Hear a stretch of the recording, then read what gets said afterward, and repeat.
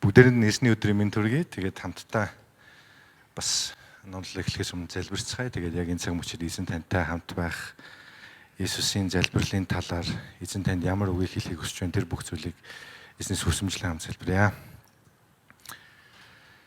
Биднийг хайрласан эзэн минь ээ, танд талархаж байна. Тэгээд яг энэ цаг мөчид бид нэр даруугаар таны өмнө ирж байна. Тэгээд өнгөрсөн хугацааны туршид бид нэр тантай хэрхэн залбирлаараа харилцах, хэрхэн ойр байх тухай суралцаар ирсэн. Яг энэ цаг мөчид бид нэр таны залбирлаас сурахыг хүсэж байна.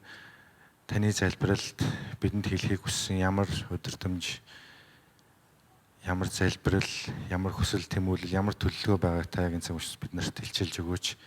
Эзэн минь тэгээд энэ залбирлаар дамжуулаад бид нар таны өмнө ирэхдээ хэрэг таны хүслийн дагуу тийм залбиралтайгаар ирдэг болоход эзэн та удирдах өгөөрэй. Тэгээ бүхий л зүйлийг танд өргөөд эзэн Есүсийн нэрээр гуйлаа. Амен.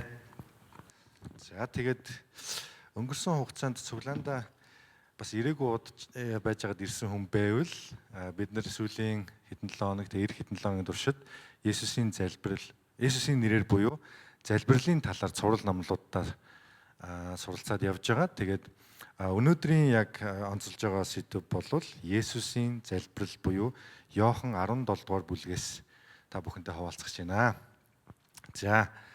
За тэгээд Иохан 17 дугаар бүлэг нь яагаад онцлог юм бэ гэдэг дээр би бас та нарт жоохон мэдээлэл өгөн зүйтэй болов.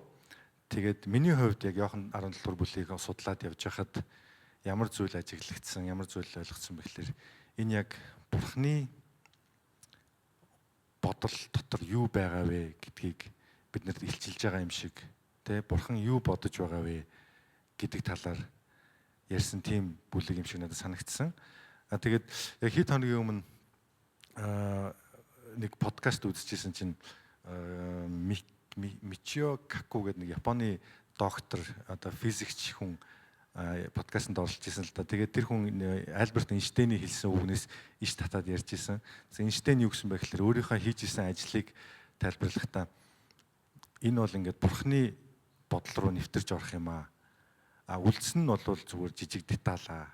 Зүгээр л жижиг зүйлс. Гол нь одоо миний хийгээд байгаа нөгөө Unified Field Theory гэдэг тэр судалгааны ажил нь Бурхны бодол руу орох гэдэг юмаа гэж тайлбарласан байна л та. Тэгээ яг тэрийг ингээд сонсч ирсэн чинь Альберт Эйнштейн сүүлийн 30 жилийн амьдралынхаа 30 жилийн хугацааг тэрэнд зориулаад нас орсон. Одоо нөгөө Мичио Каку гэдэг эрдэмтэнсэндээ string theory буюу нөгөө агуу тесрэлтийн онол гэдэг. Тэр зүйлүүдээр нөгөө Бурхны юу бодоод байгааг хайгаад ингээ яваад байгаа байхгүй.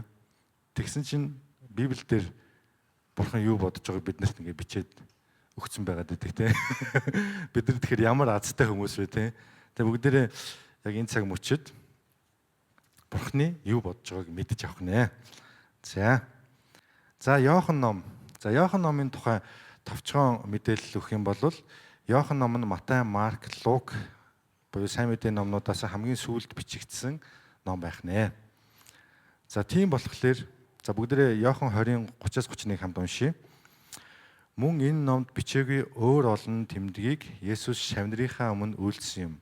Харин эдгээр нь Есүс бол Христ, Бурхны хүү мөн гэдэгт та нарыг итгүүлэхийн тулд бичигдсэн бөгөөд ингэснээрээ та нар түүний нэрээр амьтаа болох юм аа.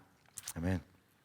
За тэгэхээр Иохан ном нь нөгөө гураас сүүлд бичигдсэн гол зорилго нь болохоор та нарыг итгүүлэхийн тулд бичигдсэн. Тэгэхээр эндээс ингээ ажиглах юм бол Иохан энэ номыг бичихтэй нөгөө одоо уншигч одоо биднийг итгэгч хүмүүсийг юу гэж бодож бичиж байгаа вэ гэхээр эдгээр Матай, Марк, Лук номуудыг уншсан байгаа. Тэн дээр гарсан юмуудыг мэдж байгаа, ойлгож байгаа тийм. Тэгэхээр тэнд гараагүй Есүсийн амьдралынхаа явцад хийсэн үйлдэл гайхамшигтаас илүү наривчлан дэлгэрүүлж бичсэн юм ном байх нь шүү дээ.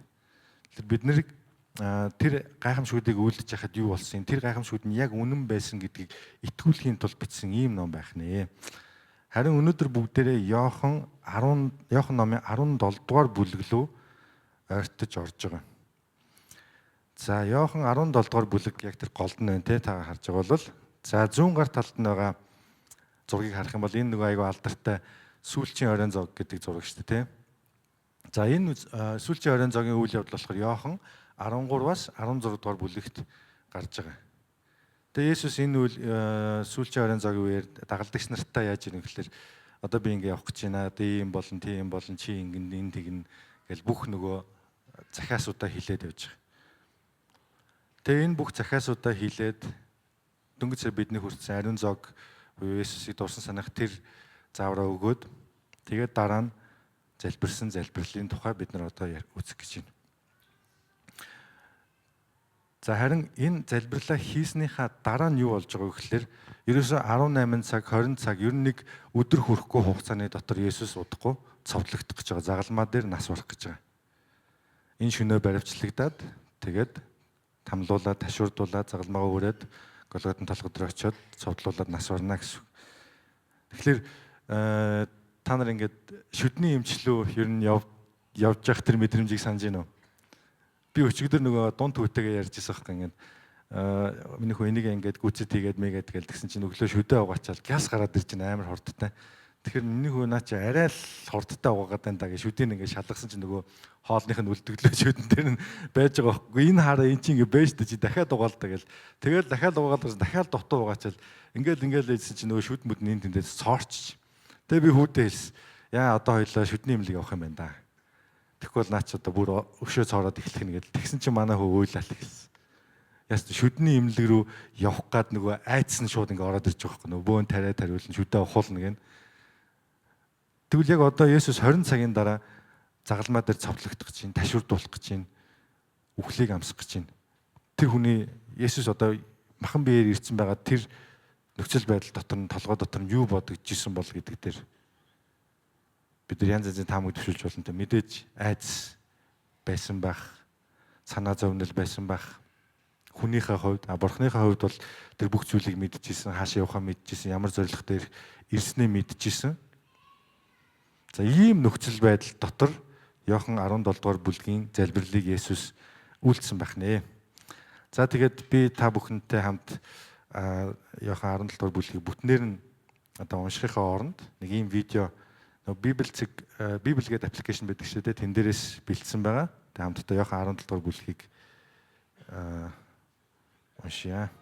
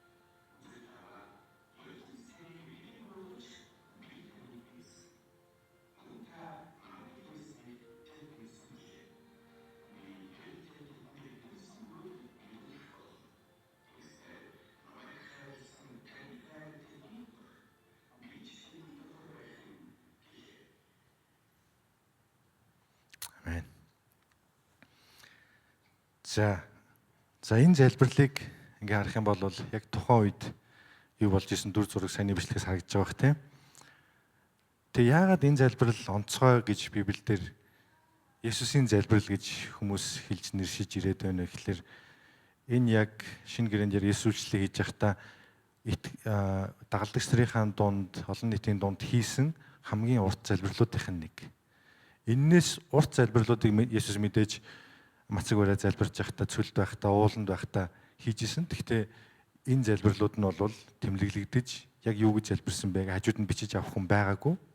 Харин яг энэ үйл явдлын үед болохоор 12 дагалдагчид 11 дагалдагч Юдасаас бусад нь бүгдээр Есүсийн хажууд байсан. Тэгээ Иохан яг тэр үед юу гэж залбирсныг нь тэмдэглэсэн хамгийн урт залбирал нь байсан болохоор Есүсийн толгой дотор байсан хамгийн сүүлийн яг чухал гэж бодсон тэр зүйлсүүдийг Есүс үлдээсэн ийм залбирал гэж үздэг. Яг энэ залбирлаа хийчээд цовдлогдохын өмнө Есүс хэд удаа богино залбирлуудыг хийсэн. Боломжтой бол энэ агийг надаас зайлуулаач. Таны хүслээр болог эзэн минь одоо ингэж би сүнсээ тань даатахыг гээд богино залбирлуудыг хийсэн. Гэхдээ энэ бол хамгийн сүүлийн хийсэн урт залбирал, олон нийтийн дунд хийсэн хамгийн урт залбирал, хамгийн чухал гэж бодсон зүйлүүдээ хамгийн сүүлд эзэн даатгсан тэр залбирал нь байгаад. За тэгээ бүгдээрээ хамтдаа эндээс жоохон задлаад харъя. За энэ амар замбраагүй ингээд шар улгаа хийсэн юм юу вэ гэхлээр одоо нөгөө биеийн төлөөний үг гэдэг лүү та, би, тэд гэсэн энэ гурван үгс яг зөвхөн энэ бүлэг дотор би миний тоолсноор 145 байсан. Би бүр ингээд тоогоо алдаад ингээд үгүй эн чинь алиндаа орох үлээ ингээд тоолоод хэд тоолсон. 140 хэд удаа яг энэ гурван үгийг холбоостойгоор та ингээд би тэгээд тэд ингээд Монгол хэлээр миний юм чиний юм гэдэг чинь тэр юм шиг ингээд ерөөсө бурхны юм бол минийх бол бурхных харин та нар бол минийх бол минийх юм чинь та нарцсан бурхных ингээд ерөөсө нэг л зүйлийг Есүс ингээд маш олон дахин тайлбарлах гэдэг. Та нар бол надаар дамжаад бурхных болж байгаа ма. Та нарын нөгөө яриад байгаа бодоод байгаа юм чинь бүх зүйл чинь бурхны нөгөө төлөвлөгөөтөр бурхных одоо бурхны бодоод байгаа юм та нарынх миний зориг та нарынх тэгээ ерөөсө бүх зүйлүүдийг Есүс өөрөөрөө дамжуулаад холбогдож байгаа гэдгийг биднэрт 17 дугаар бүлгээр дамжуулан илчилж байгаа юм аа. За тэгээ яг 17 дугаар бүлгийг хэсэгчлээд хуваах юм бол хамгийн ихний хэсэг буюу 1-р бүлгээс 5-р бүлгийн хооронд Есүс өөрийнхөө төлөө залбирч байгаа. Есүс өөрийнхөө төлөө буюу одоо би энэ дэлхий дээр ирсэн миний үйлчлэл, миний зориг маань ингээд биелж байна. Би гүйцэлдүүлж байна. Бурхан минь ээ. Та надаар дамжуулан алдаршаач ээ. Тэгээ харах юм бол 1-р бүлэг дээр улаанаар тодруулсан аава цаг нь ирлээ. Хүн таныг алдаршуулахын тулд хүүгээ алдаршуулаач ээ. 3-р бүлэг дээр харах юм бол цорын ганц үнэн бурхан таныг болон таны илгээсэн Есүс Христийг мэдэх нь мөнхийн ам юм аа. Энэ дээрээс 2 үгийг онцлох юм бол Есүс залбиралдаа аава гэд эхэлж байгаа. Цаг нь ирлээ. Тэгээ энэ цаг үеийн нөхцөл байдлуудыг бид нар аягүй олноодоо сонссон шүү дээ. Хуучин гэрээний үед хинч хизээч Есүс Христийг өөрийнхөө хувийн аав гэж дуудах боломжтой байгаагүй. Харин хуучин гэрээн дээр юу гэж гардаг вэ? Израилийн аав гэж гардаг. Тэр бүлэг хүмүүсийн аав гэж Бурхныг дурдсан байдаг. Харин хинч миний аав гэж хэлэх боломжтой байгаагүй. Тэгтэл Есүс энэ залбирлаараа дамжуулаад Бурхны мөн чанарыг буюу Есүсийн аав тэгээд үргэлжлүүлээд явахаар минийх гэсэн болгон та нарыг гээд бид нар нэг гээд ингээд тайлбарлаж байгаараа юу хэлж байгаа нөхөр бидний бас аав юм а гэдгийг Есүс хэлж байгаа. За энэ дээр нэг юм гараад ирсэн байна. За 2 дахь тэр тодруулсан хэсгээс харах юм бол цорын ганц үнэн бурхан гэж. Есүс залбирал дээрээ бурхны чухал 2 мөн чанарыг энчээ дурдсан баг. Бидний аав, бидний үнэн бурхан. Бид нар ингээд залбирлахаар нэг талыг нь ер нь дандаа хөвчлээ ингээд өргөөд идэг те. Нэг бол ингээд аава надаа тийм өгөөч, надаа ийм өгөөч. Нөгөө аав нь ингээд төрөвчөнд хитэн төрөг байгаа гэж зохицуулаад те ингээд ерөөсө гэрт нь юу дутуу байгааг дүүргээл ингээл яваад байдаг. Тэгсэн заримдаа болохоор уулыг нүлэх гээл аава та ингээл тим юмыг ингээл амар том юм хоёр тис тим юутай залбираад иддэг. Тэгтэл бид нар хэрвээ аль нэг мөн чанарыг орхитуулбал бидний залбирал асуудалтай болчих. Бурхан аав гэдэг хоёр бол яг адилхан оршиж байгаа. Тэгэхээр та яг Бурханы хувьд залбирлаар очихдоо энэ хоёр мөн чанарыг бити мартаач. Тэгээ Есүс үргэлжлүүлээд таны илгээсэн Есүс Христийг мэдэх нь мөнхийн ам мөн. Надаар дамжаад мөнхийн амьтаа болох нэ нөгөө голд нь би байгаад байна те. Аав Бурхан руу очихын тулд надаар дамжих нь байна гэдгийг Есүс 1-5 дугаар бүлэг дээр өөрийнхөө төлөө залбирх залбирлаараа биднэрт илчлэн харуулж байгаа. Биднэрт өмнө нь боломжгүй байсан зүйлсүүдийг илчлэн харуулж байна. За үргэлжлүүлээд явах юм бол 2 дугаар хэсэг дээрх буюу 17 дугаар бүлгийн 6-аас 19 дугаар ишлэлээр дамжуулан тэр цаг үед яг нөгөө хамтдаа байж исэн дагалдагчдийнхаа төлөө залбирсан залбирлаар үргэлжлүүлж байгаа. За 9 дугаар бүлэг дээр энэ тухайг хэлсэн байна. Тэдний төлөө би гуйж байна. Би ертөнцийн төлөө бус харин таны надад өгсөн хүмүүсийн төлөө гуйж байна. Учир нь тэд таних билээ. Миний бүх юм таних бас минийх. Би тэднэр алдаршуулгдлаа гэж.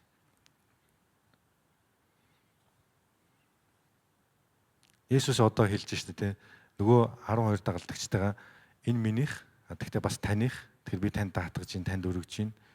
Би энэ хүмүүсийн төлөө гуйж байна гэв. Яг боддоор дагалдагчдын төлөө Бурханаас гуйж байгаа. Одоо та энэ номлыг бас бэлдээд байж хахад нэг пастрын номлол дээр хөгжилтэй нэг зүйлийг ярьсан л та. Ингээл за би бодъё. За би цацаагчтай уулзлаа. За цацаагч дээр очивол би таны төлөө залбирж байгаа шүү. Гэл тэгэх юм бол надад өмнө залбирлын сэдв өгөөгүй шүү дээ цацаагч. Тэг юуны төлөө залбирж байгаа юм бол гэж дотор бодох бах тийм. Юу яриад. Чи тэг юуны төлөө залбирж байгаа гэсэн чинь нөө бардам зангийн жоохон баг болгож өгөөч. Гой амар ганга ховц өмсөд нүрэлгэн зангийн жоохон болиулж өгөөч гэх.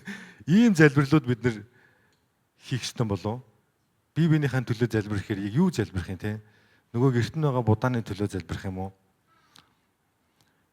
Тэдгээр зүйлүүдийн чинь үл итгэгчнэр хүртэж байгаа шүү дээ Бурханаас. Бурханы нийтлэг ивэл ерөөл буюу итгэсэн үү итгээгүйс үл хамааран бидэрт өгсөн амь амьдрал бидний төлөө бүтээсэн тэр бүхий л зүйлүүд Бурхан аль хэдийн хангацсан байгаа.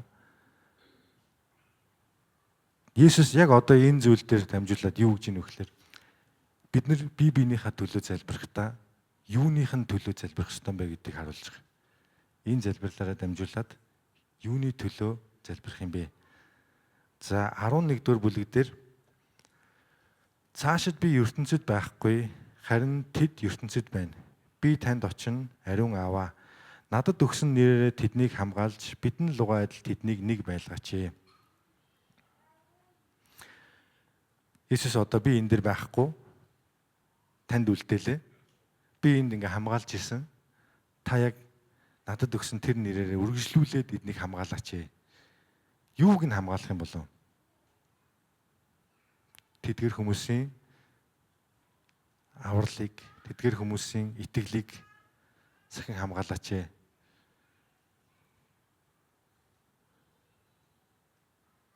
Эндээс нэг зүйлийг харж байна те. За Есүс Бурхан ингээд өөрөө залбирлаа. Тэгээ тэр залбирлын хариулт яг баталгаатай өгөгдөн тий. Харин энэ дээр Есүс юуны төлөө залбирч ба? Таны авралын төлөө залбирсан. Таны хамгаалалт эзэн дотор нэг байх. Есүс өөрийнхөө цусаар золиод авсан тэр зөвтгөлийн төлөө залбираад Бурхан даатгаад орхичлоо. Одоо Бурхан энийг хийхгүй байх магадлал хэдэн хөв бол? Ер нь хийхгүй байх боломжтой болов. Тэгсэн чинь бид нар яадаг вүлээ? Нэг гим хийчихэрэй ч юм уу те нэг би ер нь аврагтаагүй юм болоо. Би ер нь бишээ гэл те. Тэр бүх зүйлийн төлөөсөө Есүс төлөө таныг зөвхт гэд тооцсон. Тэгээд тэр төлөөсөө төлчхөөд Бурханд таныг даатгачихсан. Тэгээд залбирлаа хийгээд орхисон. Тэ? Одоо тэгэхээр таны аврал чинь юм найдвартай гарт хамгаалагдсан байгаад байдаг. Тэгсэн чинь бид нар тэр нөгөө авралаа алдчихна гээл айгаал. Яа би ингэчээд ойрд тэгсэн, ойрд ийм болцсон, ийм жижиг юм ийм том хийцэн гэл энэ өөрсдийнхөө үжил баримтлалаар Бурхныг хайрцаглаад идэг. Дараа нь Есүс дагалдагчдын төлөө дахиад залбирсан. Тэдний дотор баяр баясгалан дүүрэн байхын тулд энэ бүхнийг би ертөнцид байхдаа ярьж байна. Нөгөө бардам зангийнхын төлөө биш, нөгөө хувцсныхын төлөө биш, баяр баясгалангийнхын төлөө. Ямар баяр баясгалан гэсэн чинь миний баяр баясгалан. Баяр баясгалан минь буюу Есүст байсан тэр баяр баясгалан тэдний дотор байхын төлөө залбирч байна. Гэхдээ Есүст ямар баяр баясгалан байсан бол одоо 20 цагийн дараа цовдлуулах гэдэг шүү дээ. 20 цагийн дараа дөрөв мөчөө цоолуулад тэгээд ташурдуулаад ийм амар зовлон дотор байж захта ямар баяр баясгалантай байсан бэ гэдг нь 13 дахь бүлгийн эхэн дээр гарч байгаа. Харин би одоо танд очино.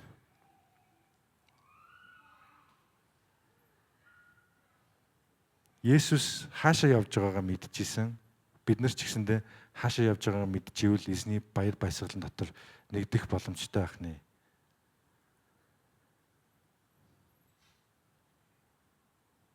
Бид нар зүгээр энэ дэлхийн зүйлүүд дээр аягүй их түүртэд тэрэндээ ингээд дарагдчихдаг штеп. Та нар ингээд уулан дээр гарч үзчихсэн хүмүүс байна. Яг зайсан толгой богд уулын орой дээр гарч үзсэн юм байна уу? За, богд уул руу ингээд гараад өндөр дээр ингээд гарчдаг штеп. Тэгэл ингээд амар амсгаад бол гэл ингээд үхэж байгаа юм шиг юм гараал. Тэгэл ингээд харахад нөгөө нэг ажилтдаг компани нэг юм жижигхэн юм харагдаал. Тэгэл би тэнцэн ингээд би нөгөө дизайнер л та ингээд дизайнер хийдэг байсан. Тэгээд нэг юм амар сүртэй дизайн гэж гаргаж байгаа л амар том самбар дээр хэвлүүлсэн юм нөгөөх нь тэндээс харагддаг ч үү те. Хинч тоож харж байгаа юм те. Тийм ингээд нөгөө асуудлуудаасаа ингээд хол гараад ирсэн юм шиг аягүй их санагддаг. За ууланд гарч үзээгүй юм бол ууланд гараарай. Тэгээд та нар мэднэ. Есүс биднийг энэ дэлхийн асуудлуудаасаа биш харин хаашаа хүрэх гэж байгаа тэр зүйлээ хараад миний баяр баясгал дотор нэгдээч гэж энэ залбирлаараа дамжуулж хэлж байна. 15 дугаар бүлэг дээр тэднийг та ертөнцөөс аваач гэж би гуйхгүй. Харин муу муухайгаас хамгаалахыг гуйж байна. Яагаад ертөнцөөс аваач гэж гуйгаагүй вэ? Уг нь бол ертөнцөөс ингээд суглаад авчих юм бол муу муухайгаас нь ингээд байхгүй болчих шүү дээ. Тийм боломж чадал нь байгаа шүү дээ. Яг 18 дахь бүлэг дээр энэ тухай тайлбарсан. Та намайг ертөнцид илгээсний адилаар би мөн тэднийг ертөнцид илгээвэ гэж. Бид нар ертөнцийнх биш болоод тусгаарлагдчихсан. Тэгээд Есүс биднийг ертөнцлөө харин буцаагаад илгээсэн. А тэр хооронд биднэрт юу хэрэгтэй вэ гэхээр бузар муугаас хамгаалалт хэрэгтэй гэдгийг Есүс мэдчихсэн. Энэ дэлхийгээс зүхтаагаад нэг газар очиж нуугдах биш. Есүс өөрөө аваад ингэчих биш. Чи ангид болцсон. Тэгтээ чи буцаагаад тийшээ явж байгаа учраас чамд хамгаалт хэрэгтэй. Бузар муугаас хамгаалт хэрэгтэй. Тэрний чинь төлөө би одоо залбирж байна гэх. Тэгээ 17 дугаар бүлэг дээр үннээр тэднийг ариусгаач гэж. Энийн өмнө Есүс нэг авралын төлөө залбирсан гэдэг жаа шүү дээ. Тэр нэг байлгаач гэд. Тэр бол бид нар итгэх үед өгөгдчихсэн нэг удаагийн авралын асуудал. Харин одоо Есүс юу гэж юм гэхээр бидний ариусгал буюу итгэснээс хойших үхэх хүртлээр Тэнгэрийн хаанчлалд орох хүртэл ариусгал үйл явцын төлөө бид нэр залбирч байна.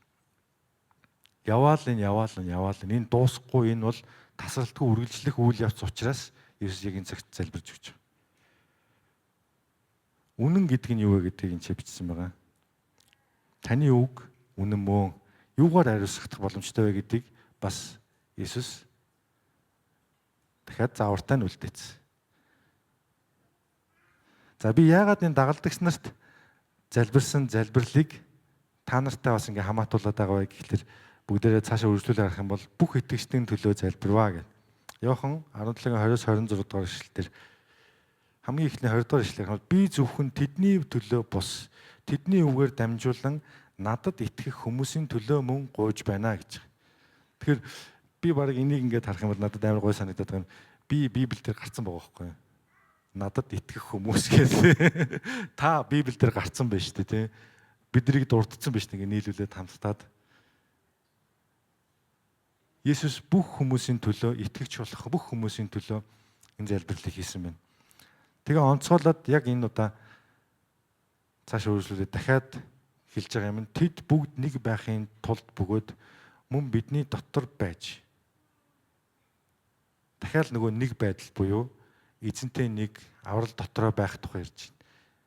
Бүх итгэгчдийн авралын төлөө Есүс дахиад залбирч байна. Бүх итгэгчид бурхантай нэгдсэн бол тэд нар хоорондоо яах вэ? Тустай явах болов уу?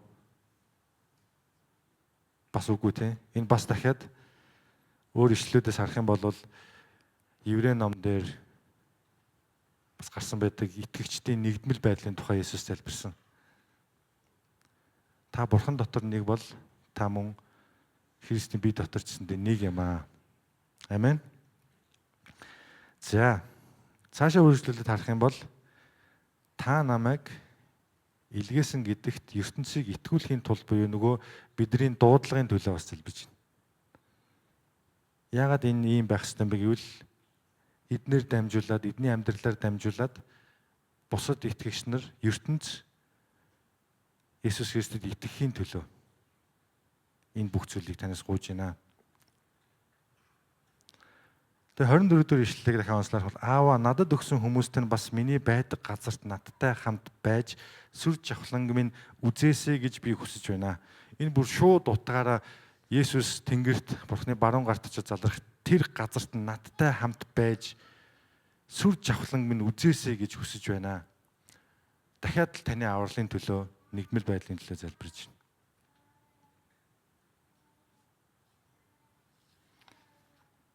Та хамгийн сүүлд яг өөрийнхөө амьдралын үндсэн хэрэгцээнээс гадна яг эдгээр зүйлүүд нь л хизээ залбирсан бэ?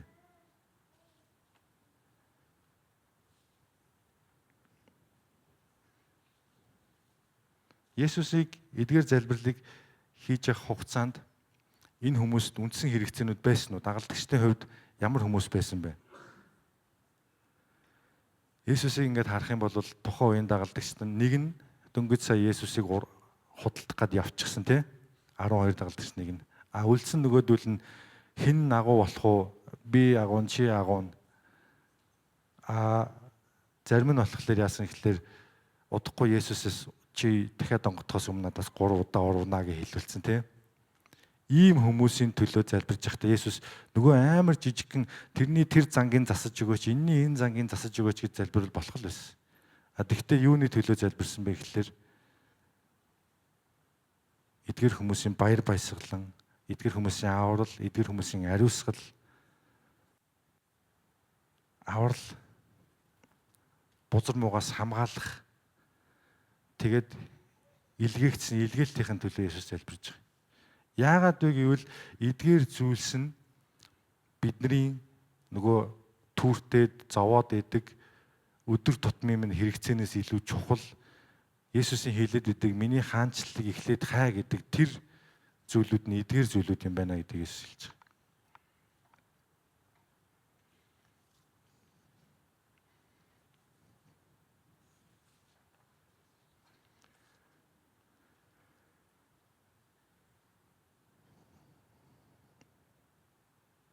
Аава цаг нь ирлээ. Хүн таныг алдаршуулахын тулд хүүгээ алдаршуулаач. Цорын ганц үнэн бурхан таныг болон таныг илгээсэн Есүс Христийг мэдэх нь мөнхийн ам юм аа. Энэ мэдээг, энэ зүйлийг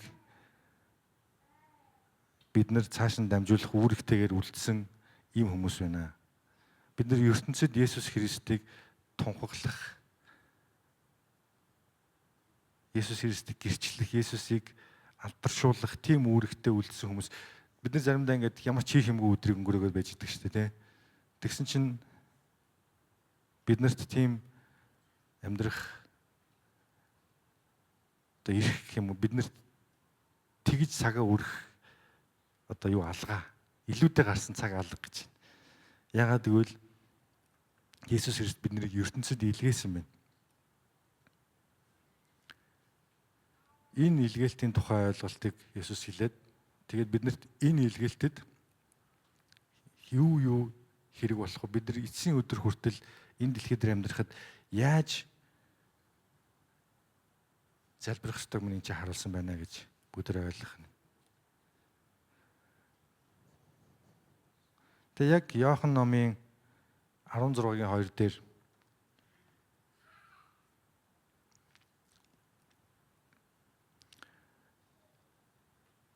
Есүс юу гэж хэлсэн бэ гэхээр та нар энэ ертөнцийнх биш ээ. Та нарыг синагогоос хөөж гаргаад алах нь Бурханд үйлчилж байна гэж бодох цаг үе ирнэ гэж хэлсэн баг. Тэр үед биднэрт гой машин, гой хувцас биш. Харин яг Есүсийн бидний төлөө одоо залбирж байгаа нэг байдал, баяр баясгалан, хамгаалалт, ариусгал,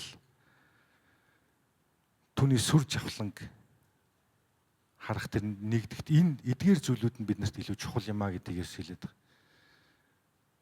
Энэ дэлхий дээр бид нар амьдарч байхдаа яг та өөрийнхөө зүгээс одоо залбиралтаа хараарай.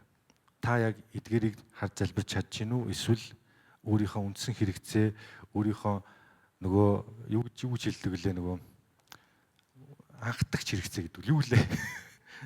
Тэрийг яах гал дараа нь нөгөө дэлхийн нөгөө хоёр дахь юу л санхүүгийн эрх чөлөөндөө хүрээд тэгээд тэрний дараа нь инфлюенсер болоод тэгээд тэрний дараа нь улсын хуралд нэр дэвшээ. Тэгээд тэрний дараа энэ зүйлийг та харж гин үү? Эсвэл яг энэ Есүс Христийн харсан энэ төлөвлөгөө, энэ залбирлыг та харж гин үү? Библиэлд байдаг Есүс Бурхны баруун гарцал бидний төлөө зуучлан залбирч байгаа. Есүс таны төлөө яг ингэж залбирч байгаа гэдэгт та итгээрэй. Мэдээж таны үндсэн хэрэгцээ нөгөө идэх хоол зүйлүүд чинь Бурхан мэдж байгаа. Тэдгээр зүйлүүдийг Бурхан аль дээр хангаад өгч гисэн те. Харин эдгээр зүйлүүд нь алтнаас ч үнэтэй нөгөө талах хүн зөвхөн талахаар амьдэрдэг юм а Бурхны үгээр амьдэрдэг гэдэг чухал зүйлүүд нь энэ ч гарч ирж байгаа.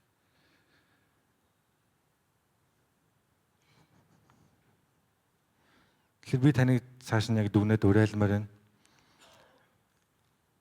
Бид нар Бурхантай нэг болцсон, та итгэсэн үед аврагдчихсан, та зөвтгөгдсөн, энэ бол өнгөрөөд Бурхны гарт очсон байгаа зүйл Есүс залбираад даатгаад орхичихсан. Та энэ авралдаа битгий санаа зовооч.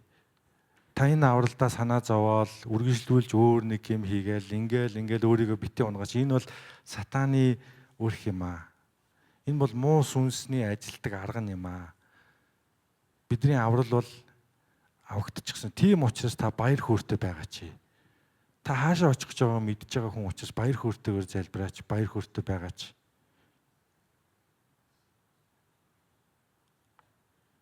Энэ дэлхийн зүйлүүддээ санаа зовоод эзний баяр хөөргийг битгий юм хоёрт тавиач гэж та бүхэнд уриалмаар байна. Би яг энэ номлолыг бэлтэж яхад надад амар хэцүү цаг үед тулгарсан байгаа гэх юм уу? Байсан л да ингээд төвлөрч чадахгүй. Юу вэ гэхээр нөгөө та хэд ингээд мэдж байгаа шүү дээ нөгөө нэг одоо нэг AI гэж юм гарч ирээд компаниуд амар их цомогтол явж байгаа шүү дээ. Ер нь л компаниуд ингээд цомогтол. Манай компани дээр бас яг тэр юм болж байгаа. Би нөгөө Английн компанид ажилладаг тэгэнгүүт яг AI-тай нэлээд ойрхон байгаа учраас тэнцээ дөнгөж сая өнгөрсөн 7 хоног тэрний өмнөх 7 хоногт хоёрт 20-од хүнийг шууд нэг өдрийн дотор халаацсан. Ямар ч урьдчилсан мэдээ байхгүй. Тэгэнгүүт одоо миний хувьд гэх юм бол би нэг видео эдитер гэж явдаг. Видео хийдэг хүн нь би компанид ганцаараа болцсон. Нөгөө намайг удирдахжсэн, би өөрөө бас удирдах явж исэн хүмүүс бүгд байхгүй болсон. Тэгээ би ингээ ганцаараа ингээд юу хийх вүлээ, яах вүлээ? Би дараа нь үйл яах юм бэ те? Ийм нөхцөл байдал дотор. Та ямар нөхцөл дотор байна вэ? Дараагийнхаа одоо Бадрал маань дараагийнхаа нэг том төслийг бодоол нэг байшингийн нэг дотор талыг маш гоё болгох гал интерьерийг бодоол те. Ингээд нөгөөтгөндөө шаналаад эзний баяр хөөр дотор орж чадахгүй сууж гин үү?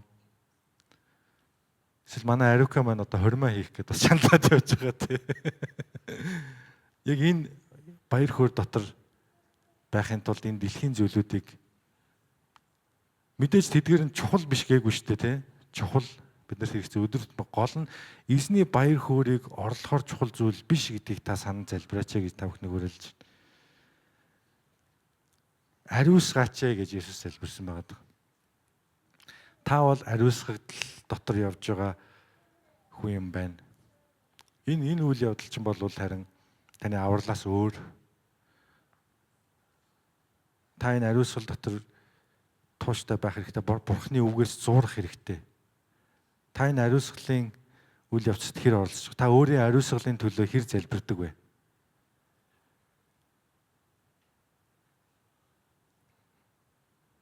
Тэгээ хамгийн сүүлд нь та өөрийнхөө ертөнцид илгээгдсэн илгээлт болоод Бурхны сүр жавхланг өөрөөсөө харуулах тэр гэрчлэлийн ажил дээр ямар хуу үүрэгтэй явж байгаа гэдгээ өөрийнхөө залбирлаараа бас Бурханд өчин хэлээд бас Бурханаас залбираасай.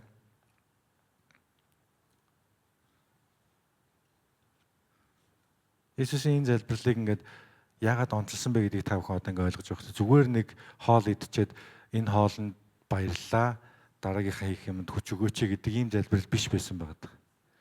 Есүс Христ яг одоо 20 цагийн дараа цовдлуулах гээд тахт чинь нөгөө манай хүүхэд шүдний имлэг орё гэж хэлсэн чинь тэгээ бид нар яг гоё юм яасан бэ гэхээр шүдний имлэг орно гэж хэлчихэд манай хадам ээж бидэрт аюугаа хятад тоол захиалж гисэн байхгүй манай гэрт. Манай хүүхэд тэрийг идээгүй. Уйлаад ингээл нэг сонин царайлаа суугаадс. Нөгөө зовлон хизээч орох нь мэддэхгүй шүдний имлгийнхаа зовлонгоор өөрийнхөө тэр өдрийг ингээ будаа хайцсан. Урд нь дандаа иддэггүй нөгөө гоё хятад тоол нь ингээ захиалагдсан байсан чинь ингээл нэг юм будаа идээ. Ингэж таныг амьдраасаа гэж Есүс хүсэхгүй байна.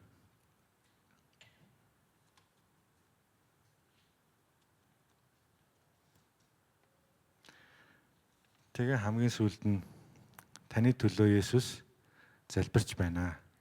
Амен.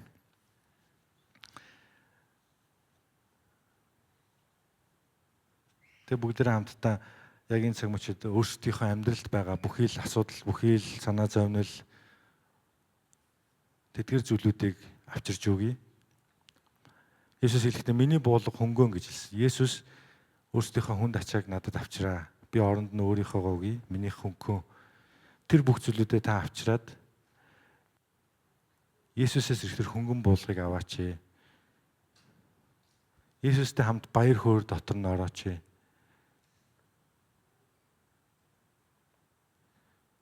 Та өөрийн залбиралдаа ч гэсэндээ энэ шийдвэрүүдийг гаргаач.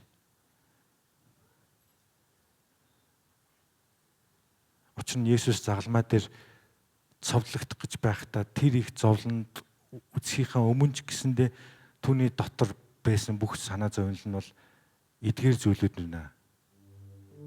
Таны аврал, таны ариусгал, таны бузар муугаас хамгаалалт, таны илгээлтийн тэр зориг, өөрийн сүр жавхланд таныг байлгахыг хүссэн тэр хүсэл. Есүс эдгээр зүйлүүдийг бариад таны төлөө яг одоо залбирч байна. Тэгээд та бас Есүсийн залбиралд нэгдээч гэж та бүхнийг уриалж байна. Хамтдаа залбирцгаая. Биднийг хизээч орхихгүй хайртай эзэн минь танд баярлалаа. Энэ цаг мөчид бид нар таны өмнө таны залбирал нэгдэхийг хүсэж байна.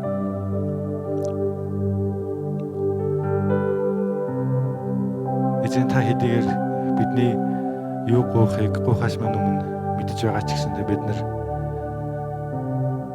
эзэн өөрсдийн өдөр тутмын жижиг зүйлсийн төлөө залбирсаар байдаг. Бид нар махан биеийнхээ хэрэгцээний төлөө залбирсаар байдаг.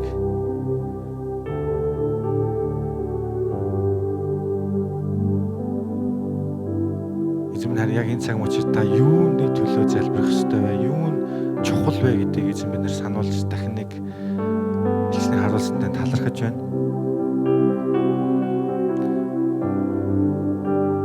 Та цовдлогтынхаа өмнө ямар их зовлон, ямар их хүн зүйлүүд ирнэ гэдгийг мэдэж байсан гэсэндээ биднийг зүрстгэлдээ тээж байсан танд талархаж байна. Харин эзэн бид нар яг таны энэ дуудлага, таны илгээлт, таны залбиралд итгэмжтэй байж